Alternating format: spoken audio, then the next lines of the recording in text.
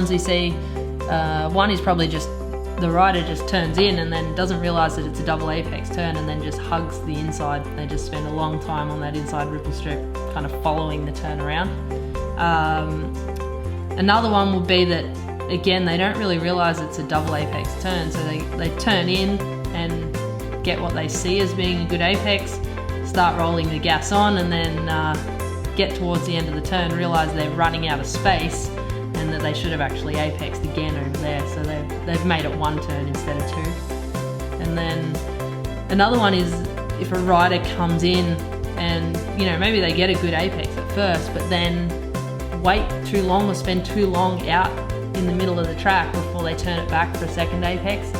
The turn itself there actually drops away and starts to go off camber, so if you spend too long in the middle of the turn waiting to come back for an apex, you can end up in that off camber bit, and it makes it really hard to bring the bike back to that second apex. Usually you run a little bit wide.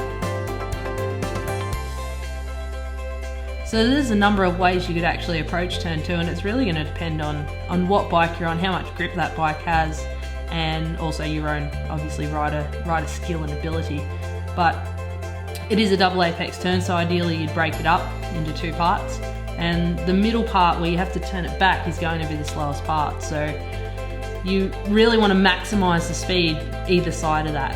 which means, you know, running as much entry speed as you can on the way in, and then also squaring up the exit enough to get a really good drive out. In order to do that, you're going to need to come in and get two apexes, drift out a little bit in the middle. You don't want to go too far, you don't want to end up using excess track if it's unnecessary. You do need to drift out a little bit to square it up to get a nice late apex for the exit. So if you're on a smaller bike where you've got no drive, you've got no acceleration, something like an Ninja 300, then there's really no point in squaring up the exit too much, so you might abandon the first or second apex, just get one and make it more of an arc through the turn. But ideally on a bigger bike you'd get the two apexes and maximise the speed either side of the middle of that